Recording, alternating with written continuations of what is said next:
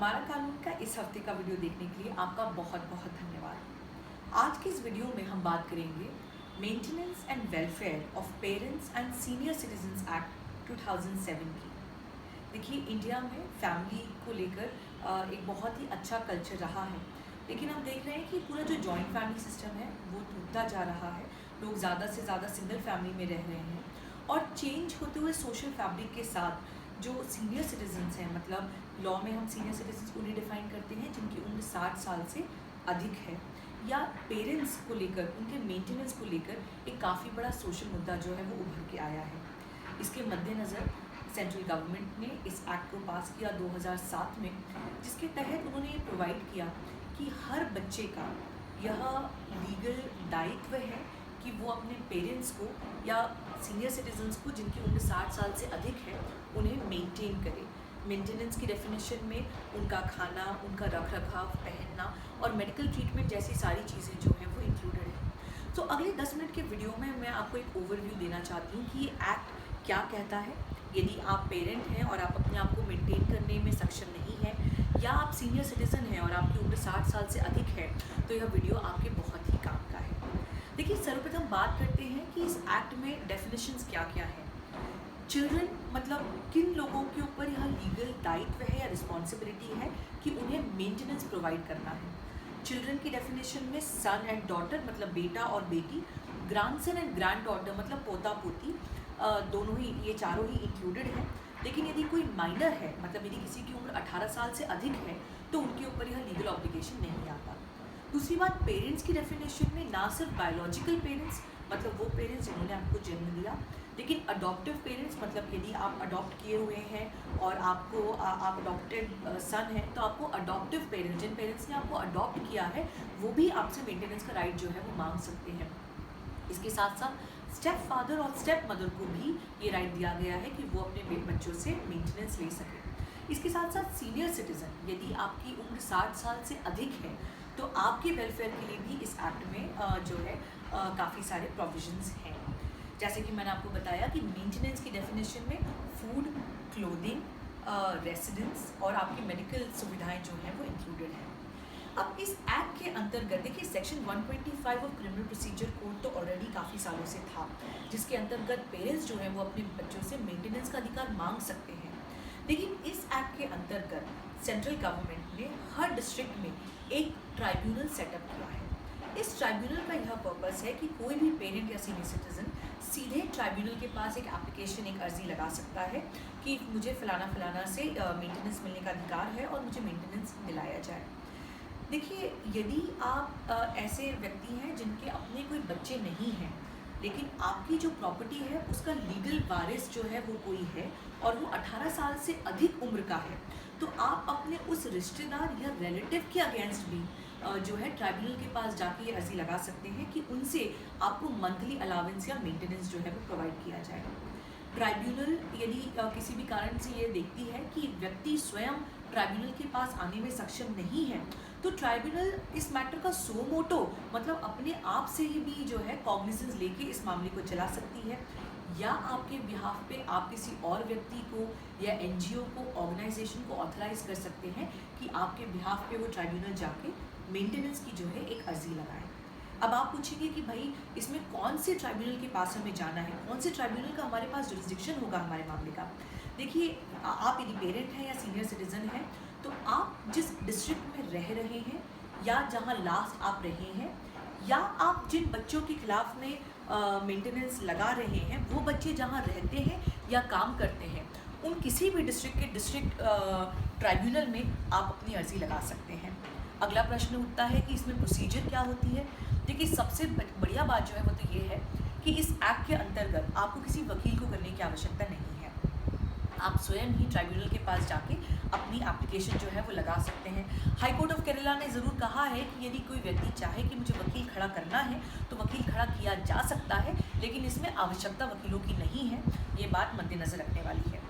दूसरी बात, आप जब कोर्ट के पास अपनी अर्जी लेके जाते हैं तो कोर्ट जो है सामने वाली पार्टी को नोटिस देगा। नोटिस सर्व होने के मतलब प्रतिवादी को नोटिस सर्व होने के 90 दिन के अंतर्गत कानून कहता है कि आपके मामले का जो है वो निपटारा होना चाहिए। तो इस बात को आप ध्यान रखें। प्रैक्टिस में ये होता नहीं है, लेकिन यदि आप ट्राइब्यूनल को कहें कि भाई हमें पता है कि कानून है और 90 दिन में इस चीज़ का मेंटेनेंस, इस मामले का जो है वो निवारण होना है, तो ये बात आपको अपने अधिकार का पता होना चाहिए। जब आप कोर्ट के सामने अर्जी लगाते हैं, कोर्ट सामने वाली पार्टी को नोटिस देता है। यदि किसी भी कारण से आपके बच्चे या जो प्रतिवादी हैं वो ट्राइब्यूनल के सामने खड़े नहीं होते हैं, तो ट्राइब्यूनल आपके मामले में एक्स पार्टे मतलब एक तरफा आपको सुनकर भी इसमें ऑर्डर कर सकता है।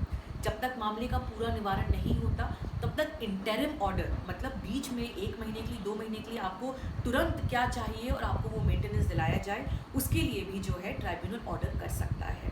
पूरा मामला मैंने बताया कि 90 दिन में इसकी सुनवाई होना चाहिए उस दिन से जिस दिन से प्रतिवादी को नोटिस सर्व हुआ है। यदि कोई भी पार्टी उस ऑर्डर से खुश नहीं है तो ट्राइब्यूनल का एक एपेलेट ट्राइब्यूनल है जिसमें आप 2 महीने के भीतर ट्राइब्यूनल के ऑर्डर आने के 2 महीने के भीतर 60 दिन के भीतर जो है वो आप एपेलेट ट्रिब्यूनल में अपील कर सकते हैं। इस एक्ट के अंतर्गत जो मैक्सिमम मेंटेनेंस का अमाउंट ट्राइब्यूनल ऑर्डर कर सकता है आपके फेवर में वो है 10,000 रुपये। यदि आपका ऑर्डर किया गया है 6,000 रुपये तथ्यों को देखकर और बाद में कोई नया तथ्य सामने आता है, आपके बच्चे की नई नौकरी लग गई, वो ज़्यादा पैसा कमाने लग गया, तो इस 6,000 को बढ़ाकर जो है ट्राइब्यूनल इस अमाउंट को बढ़ा भी सकता है, लेकिन मैक्सिमम अमाउंट जो मिलेगा वो आपको 10,000 रुपये मिलेगा।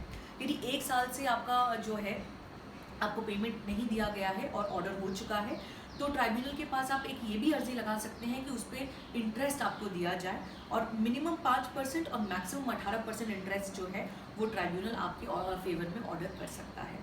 दूसरी बात यह है कि इस सेक्शन के अंदर, इस एक्ट के अंदर एक और चीज़ कही गई है, वो ये कि यदि किसी भी बच्चे का, किसी भी व्यक्ति का ये लीगल ऑब्लिगेशन है, लीगल रिस्पॉन्सिबिलिटी है किसी अपने पेरेंट्स को या सीनियर सिटीजन किसी को मेंटेन करना, और वो व्यक्ति यदि उस इंसान को जाके, अपने पेरेंट को जाके किसी अलग एरिया में जाके छोड़ के आ जाता है, ऐसे भी कई किस्से सामने आए हैं, तो वो एक क्रिमिनल ऑफेंस है और उस व्यक्ति को 3 महीने या 5,000 रुपये का फाइन या दोनों का जुर्माना जो है वो भुगतना पड़ सकता है।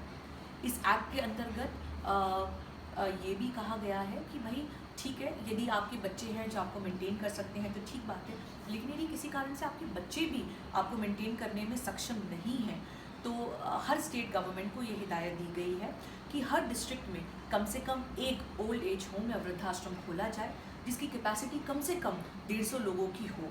ये बात भी सही है कि आज कई डिस्ट्रिक्ट्स में एक्चुअली ग्राउंड पे यदि देखने जाएंगे तो वृद्धाश्रम नहीं है, लेकिन जब आपको पता है कि हमारे देश में ये कानून है तो आप अपने डिस्ट्रिक्ट अथॉरिटीज़ को अप्रोच कर सकते हैं और लोगों के साथ मिलकर अपने डिस्ट्रिक्ट में एक वृद्धाश्रम खोलने की बात जो है उसे पब्लिक स्पिरिटेड में या पब्लिक स्पेस में इस बारे में बात कर सकते हैं।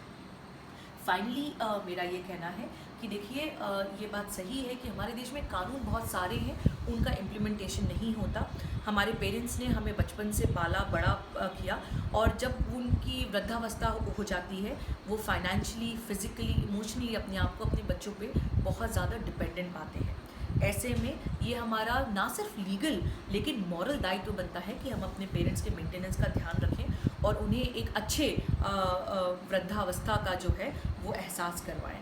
लेकिन यदि किसी कारणवश आपके बच्चे आपको मेंटेनेंस नहीं दे रहे हैं तो आप इस कानून का उपयोग करें, ट्राइब्यूनल के पास अपनी अर्जी लेके जाएं और 90 दिन के अंदर जो है ट्राइब्यूनल सस्ते से सस्ते रूप में और स्पीडी से स्पीडी रूप में आपका मामले की सुनवाई करेगा और आपके फेवर में ऑर्डर करेगा।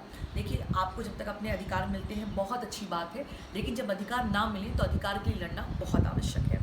मैं अवनी बंसल हमारा कानून के इस मुहिम के साथ ये कोशिश करती हूँ और ये आशा करती हूँ कि वीडियो आपके काम आया होगा। यदि ये वीडियो आपको पसंद आया तो कृपया अपने परिवारजनों के साथ, दोस्तों के साथ इसे फेसबुक, व्हाट्सएप, सोशल मीडिया पर शेयर करें ताकि ज़्यादा से ज़्यादा लोग जान सकें कि हमारे देश में पेरेंट्स और सीनियर सिटीजन्स के मेंटेनेंस और वेलफेयर के लिए क्या कानून है। 2001 में जनगणना के अनुसार 7.5% लोग जो हैं वो इंडिया में 60 साल से अधिक उम्र के हैं और एक रिपोर्ट के अनुसार 2026 तक ये आंकड़ा बढ़ के 12.4% हो जाएगा। तो ये अधिकार, ये कानून जो है वो 12.4% ऑफ इंडियन पॉपुलेशन को अफेक्ट करने वाला है। मैं कोशिश करूँगी और आशा है मेरी कि ये अधिकार, ये कानून जो है वो देश में जन जन को पता हो। देखने के लिए बहुत बहुत धन्यवाद। अगले हफ्ते मैं पेश होंगी एक नए मुद्दे के साथ। मैं अपनी बंसल। देखने के लिए बहुत बहुत धन्यवाद। जय हिंद, जय भारत।